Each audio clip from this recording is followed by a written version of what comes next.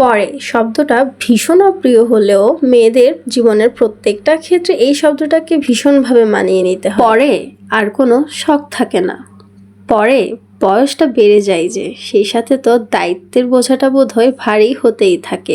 পরে নিজের তো আর কোনো শখই পূরণ হয় না। হ্যালো এভরিওয়ান, আসসালামু আলাইকুম। কি খবর সবাই, কেমন আছেন? আশা করছি আপনারা সবাই অনেক বেশি পরিমাণে ভালো আছেন। আজকে আবার একটা নতুন ভিডিও নিয়ে আমি চলে আসলাম আপনাদের মাঝে। কি ভাবছেন এত রেডি হয়ে কোথায় যাচ্ছি? এই ভিডিওটা হচ্ছে 27 জানুয়ারির একটা ভিডিও। এটা হচ্ছে আমার বোনের স্টুডেন্টের চাচার হলুদের প্রোগ্রামে গিয়েছিলাম। হলুদ বলতে বাসায় হচ্ছে ছোটোখাটোভাবে একটা প্রোগ্রাম করেছিল, তো তাদের সাথে হচ্ছে আমাদের ভীষণই ক্লোজ একটা সম্পর্ক, সেই হিসেবে হচ্ছে আমাদেরকে ইনভাইট করেছে। তাছাড়া হচ্ছে আমার বোনের স্টুডেন্টের চাচার নতুন বউটা হচ্ছে আমাদের বোনজি হয়, তো সেই হিসেবে হচ্ছে আমরা দাওয়াত পেয়েছি। আমরা হচ্ছে দুই দিকেই দাওয়াত পেয়েছি।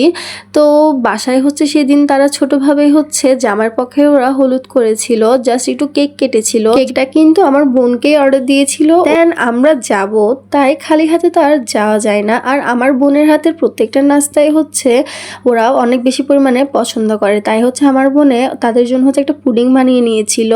এখন কষ্টের বিষয় হচ্ছে ওর এত পরিমাণে অর্ডার ছিল, ওর যে বক্স শেষ হয়ে গিয়েছে ও সেটাই খেয়াল করেনি। পরে হচ্ছে আমরা এইভাবে ডালার মধ্যে হচ্ছে কেকটা নিয়ে গিয়েছিলাম। কেকটা যে র্যাপিং করব ওইরকম কোনো পরিস্থিতিও ছিল না। র্যাপিং করতে গেলে দেখা যাচ্ছে কি কেকটা উপর ডিজাইনটাই নষ্ট হয়ে যাবে, তাই হচ্ছে আর র্যাপিং করিনি। আর তাদের বাসার আমাদের বাসা ভীষণই কাছে, 5 মিনিটের ডিস্টেন্স হেঁটে গেলে। তো এভাবেই হচ্ছে কেকটা নিয়ে চলে গিয়েছিলাম আর কি। রাস্তা দিয়ে যতক্ষণই গিয়েছি সবাই হচ্ছে তাকিয়েছিল, হাতে কেকটা এভাবে খোলা দেখে সবাই একটু অবাক হচ্ছিল ডালার মধ্যে। আমরা দুই বন্ধু হচ্ছে ভীষণভাবেই লজ্জা পেয়ে গিয়েছিলাম রাস্তার মধ্যে। তো যাই হোক, সব কিছু উপেক্ষা করে হচ্ছে অবশেষে তাদের বাসায় পৌঁছে গিয়েছিলাম। যাওয়ার সাথে সাথেই হচ্ছে আমাদেরকে আপু অ্যান্ড আন্টির সাথে সাথে নাস্তা দিয়ে দেয়, এবং প্রত্যেকটা নাস্তা এত বেশি মজা হয়েছিল।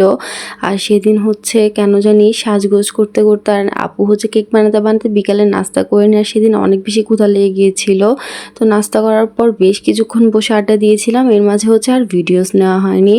দেন হচ্ছে এই যে মজার বিরিয়ানিটা দিয়েছিল, এত বেশি মজা ছিল, জাস্ট ওসমানি ওরস বিরিয়ানি আছে না, ওটাকে হচ্ছে ফেল করবে, এত বেশি মজা হয়েছিল। এরপরে খাওয়া দাওয়া করার পর হচ্ছে রুমে তেমন কেউ একটা ছিল না, আমি আর আপু হচ্ছে একাই বসেছিলাম। তো আমি তো মিরর পেলেই হলো ভিডিও বানানো শুরু করে দিয়েছিলাম। তারপরে হচ্ছে এখানে ছোটোখাটো একটা স্টেজের মতো করেছিল ওদের ড্রয়িং রুমেই, তো সেখানে এসে বেশ কয়েকটা হচ্ছে ছবি তুলেছিলাম অ্যান্ড ভিডিওস নিয়েছিলাম।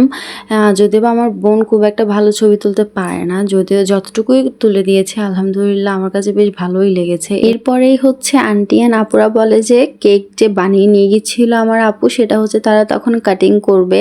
মানে হচ্ছে সব কাজকর্ম শেষ করে রাতে একবার রিল্যাক্সে হচ্ছে মানে কেক কাট করতে চেয়েছিল আর কি। তো যেমন কথা তেমন কাজ, আর শুধু তো কেক কাটলে হবে না, চারদিকে তো একটু সাজানোর ব্যাপার স্যাপারও থাকে। টেবিলটা হচ্ছে আমি একটু গুছিয়ে নিচ্ছিলাম আর কি। পরের দিন যেহেতু বিয়ে ছিল তাই হাতে একটু মেহেদি তো ছোঁয়াতেই হয়, তাই মেহেদিগুলো তো রাখার জন্য একটা প্লেটের দরকার। প্লেটটা হচ্ছে আমি সুন্দর করে ফুল দিয়ে সাজিয়ে নিয়েছিলাম। দেন হচ্ছে টেবিলের মধ্যে আমি এখানে মিষ্টি রেখেছিলাম। তারপর হচ্ছে তারা এখানে আমরা যে পুডিং নিয়ে গেছিলাম সেটাও হচ্ছে রেখেছিলাম, জাস্ট একটু সৌন্দর্যের জন্য আর কি। এরপর ডালাগুলো ছিল অ্যান্ড ছাঁচের পিঠা রেখেছিল। তো সব কিছু মিলিয়ে আমরা সেখানে ছবি তুলতে অলমোস্ট রাত 1:00+ বেজে যায়। অ্যান্ড আব্বু তো কলের উপর কল দেয় আসার জন্য। তো পরে হচ্ছে আব্বু গিয়ে 1:30টার সময় আমাদেরকে বাসায় নিয়ে আসে আর কি।